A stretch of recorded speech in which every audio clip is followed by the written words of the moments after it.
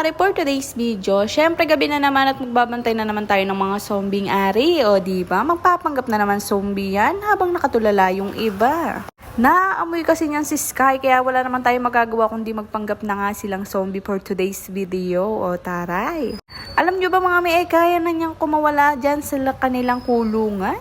Siyempre, gamit pa rin nila ang higaan ni Mama La, o di babe. Totoo kay Shenby yan, tsaka kay Bailey, nakshuta. Sobrang init ngayon, yan ang kinakaya. Kinabukasan naman, nandun pa rin ang ganap nila. Talagang dun sila natulog mga mimakels. At talaga nga namang sobrang init dito sa Pilipinas. Diyos me. Siyempre, hindi naman nagpapaawat tong dalawang tong magkagatan. Basta tulog ang mga kapatid nila. Nangangadanggi pa yung iba. Sabi ko naman sa iyo kahapon hindi pwedeng may gising talaga sa kanila. Dahil ganyan nga ang ginagawa nila. Ginigising nila yung mga kapatid nila. Tapos mag-iiyakan sila, ganun. Siyempre dahil umaga na nga ako na naman ang nagbantay dito sa tindahan. Wala nga palang internet. Ito na nga ba ang sinasabi ko? Converge. Baka naman. Galing-galingan nyo. Nandito nga pala si Hayden at may pag-asa siya sana na may internet dito pero wala din. O di babe. Umuwi na nga din kami. Naglakad lang kami dahil nga piyesta dito at ayoko naman dalhin yung motor para naman ako makatingin-tingin ng mga paninda pero wala pala akong pera. And after nyan, umuwi na din kami sa bahay at eto naman ang ganap. Bakit naman nagpapadedi na are we? Ayan, ginampanan na talaga niya ang pagiging lolo dad. O, taray. Sa dami na yan mga mi, sinasabi ko sa inyo, kailangan talaga ng energetic na pampagatas for today's video. Siyempre, hindi inaasahang pagkakataon, biglang nag-brown out. Kaya nandito kami sa labas at ito namang dalawa naming malaking dogs, talaga nga namang mas takot pa sa amin. Sinasabi ko naman sa inyo, kahit anong laki niyan, takot sa dilim yung dalawang yarn. Lalo na si Skyers, o diba? Pakiramdam siguro nila may mumo sa paligid nila at sinabi ko nga kay Sky bantayan yung anak niya pero ganito lang ang ginawa niya.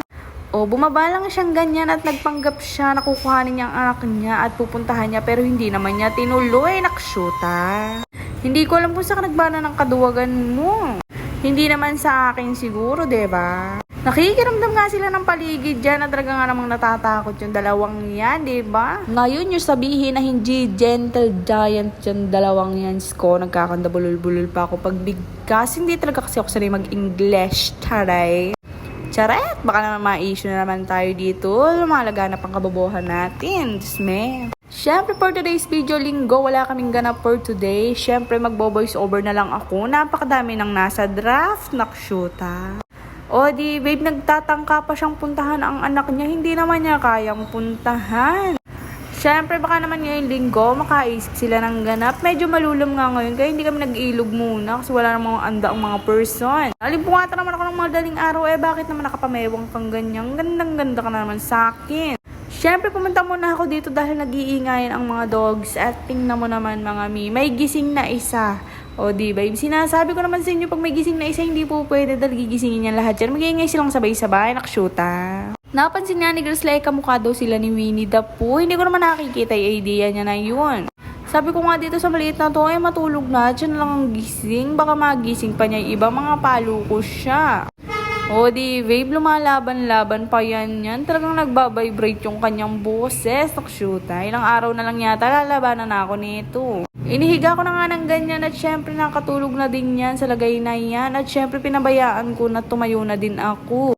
O di babe, kanya-kanya silang posisyon for today's video. O, sinong pinaka-cute sa kanila? Syempre lahat sila dahil magkakamukha naman sila. Hindi ko nga ma-imagine kung sino unang lumabas sa kanila. Ay, Diyos ko, yung pinatutulog ko. Gising na naman, nakshuta. Bakit tumayo ka na naman? Naglalakad-lakad ka na naman. Ay, naku, pwede na tong isapaw sa sinaing, sa kalikutan. Diyos me.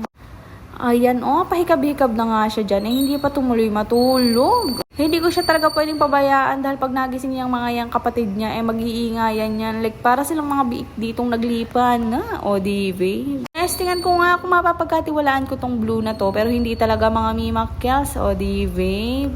Ganyan ang ginagawa niya. Diyos ko, bubulabugin yung mga kapatid niya. Ewan ba kung anong inaamoy niya doon? Nakshoot na. Naamoy yata yung utot ng kapatid. Ayan nga pala yung mga mukha nila mga mi ang cute. Sarap na silang isapaw sa sinaing, nagshuta. Alam nyo mga mi, ay kailan lang ako nakabili ng kanilang collar na yan. Ayan o yung nasa leeg nila. Napalitan na din yung ribbon. Bagan yung ribbon, ilang araw pa lang napaka-asim na. Ganto ko nga lang siyang pinatulog at syempre nakakatulog na naman siya dyan. Kaya inayaan ko na. Syempre, ganun nakabilis magpatulog ng bata. Dito pa nga lang nagpapasensya na ako. Diyos ko, paano pa kaya pag nagkaanak na ako? Ano nga hasbi? Baka naman. Ayan, syempre, thank you so much pa rin sa mga subscriber natin sa YouTube at dito rin sa Facebook page at syempre dito sa TikTok na walang sawang manood ng kaliliit na to. Diyos ko, ang dami na ating viewers sa YouTube. Baka naman. O di babe, nasubaybayan nyo naman ang paglaki ng mga chikiting at lalaki pa yan. Diyos ko, 2 weeks pa lang yan mga mi, pa 3 weeks pa lang yan. Ganyan na naglalakad. Wait natin pag 2 months na yan. Baka nang babarat-dagol na din yan. Si Bailey nga pala ay kukuhanin na din natin sa tindahan pag sila ay may mga turok na mga mi. Yung 5-in-1 yata, yung una nilang turok, ganun. Hindi ako sure kung 5-in-1 nga ba ang una nilang turok. Basta may ituturok sa kanila at bago ko dalhin dito si Bailey, my loves, o di babe, para pwede na silang magkagatan all the way. Oy. Syempre, tinatapos ko na yung video dito at matutulog na din naman ako. Nakshoot, alas 3 na ng madaling araw nito. Ako na lang gising. At dinoble check ko nga niyan kung talagang tulog. O, diba? Magaling na ako magpatulog. Pwede na. Taray.